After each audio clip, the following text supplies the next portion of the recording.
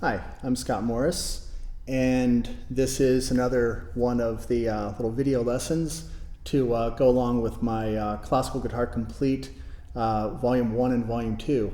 That's a series of books on how to go really from the very beginning with the classical guitar all the way up through some more advanced concepts. And the little etude that I just played by Mauro Giuliani is the Opus 51 number 1. And what I'm going to use this little study to talk about is balancing the voices. Not the ones in your head, but the ones in the music. So the ones in the head, that's a whole nother video. But here we're going to be talking about, how do you, maintain the integrity of, say, a bass line or a middle voice or, a soprano line.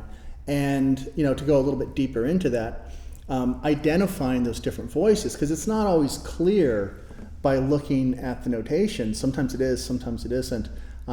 So, it's a little bit of a learned skill to be able to identify the voices here. So let me just sort of start with, breaking down the different voices. And I'm not going to play the whole thing again here, but I'm just going to do the first line or so. And, talk about the two voices that begin this etude, and then we're going to discuss when another voice comes in and how to identify that. So here's the beginning.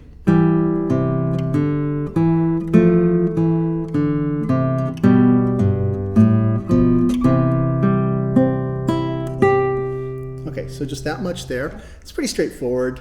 You've got a bass line that's obvious.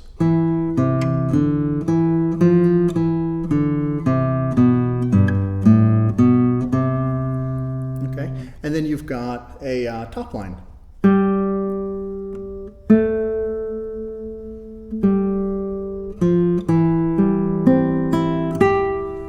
Okay, so you need to prioritize here. As far as dynamics go, what's the more important voice? Well, in a way, I know the ear is really drawn to that, but this is more likely to get lost.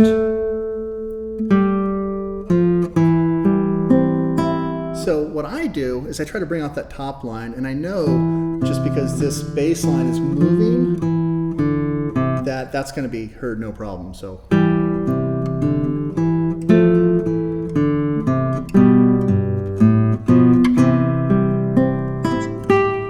it just means push a little bit more string on that third string here. So this is the first measure against that fourth string there. So something like that. It's a little technique I worked on in a past video. So if you want to bring out a string with more volume, you just push the string a little bit more, kind of like a bow and arrow. If you want to shoot a bow, an arrow, if you want to shoot the arrow really far, pull the string more. If you want to shoot it just a little bit, pull the string just a little bit. Here, if you want the note to be louder, you have to push the string more and then let it go. If you want it to be less, push the string less and then let it go. If you're playing two strings at once and you want one to be louder than the other, this is the part you have to really practice. Push one a little bit more than the other and you'll bring that one out. So that's that. So pretty straightforward first line here, two voices. But line 2, measure 5 here.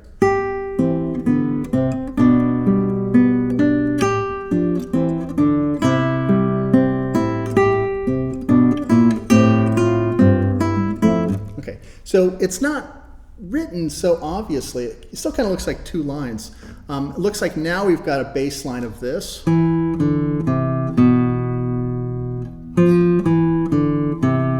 Okay, which that's easy to see. But it looks like the melody now is this.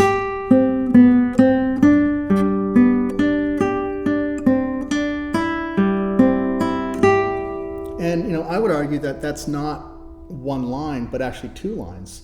And the notation doesn't make this any more obvious because you just really have straight quarter notes here. But here's what I hear. So I hear this G being held on top, and then a third voice is introduced. Right?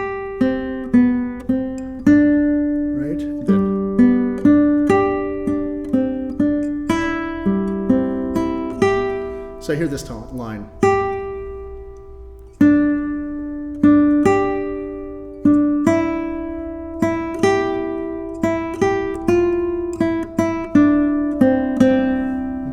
So, three voices now.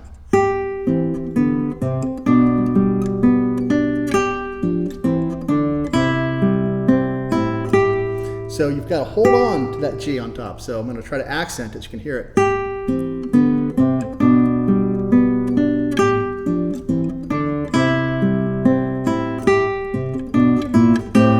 Okay. And now here the notation goes into a really obvious three voice texture. So you have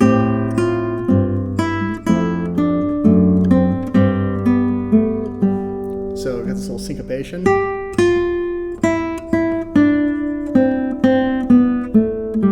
you want to accent the middle voice, or the top voice in the middle there. So that one.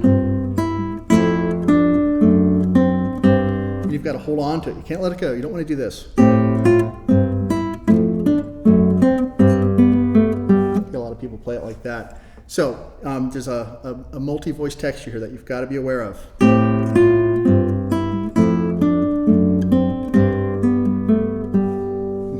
Now we get into all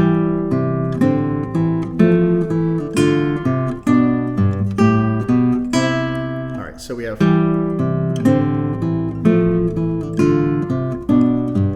so here there's nothing misleading in the notation whatsoever. We have half notes, and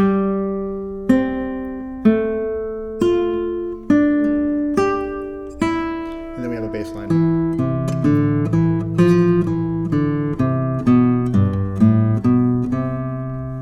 So just make sure that you keep the integrity of both of those voices, and don't let your bass line, because these are loud strings, they'll easily drown out those notes. So you really have to make an effort to bring those out. Now there's this little section where it moves to piano. Actually, the only really other than some sforzandos in there, the only real dynamic marking in the little etude.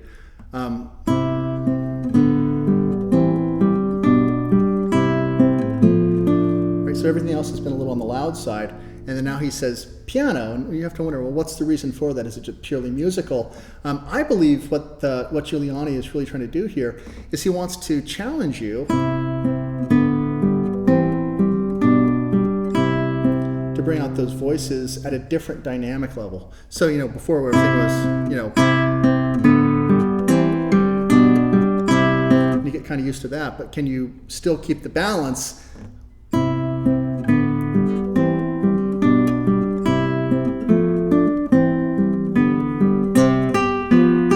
See what I mean? So, you've got to keep that balance, relatively speaking, to the new dynamic level. And here, you've got to be aware of the three voices again. So here, those would be, like half notes, and you've got that's the little third voice in there in the middle, right there, right there. So it's a little bit tricky. Sometimes you see a quarter note, but you've got to hold it for 2 beats. And how do you know how to do that? Well, you have to be familiar with the style, and then you have to use your ear and make some artistic decisions here as far as your interpretation goes. And then the nice little ending here.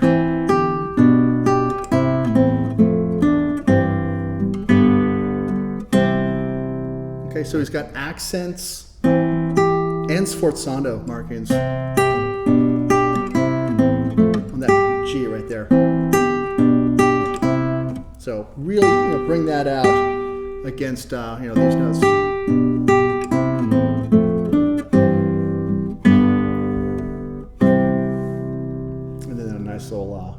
5/1 ending there, very classical. For sure.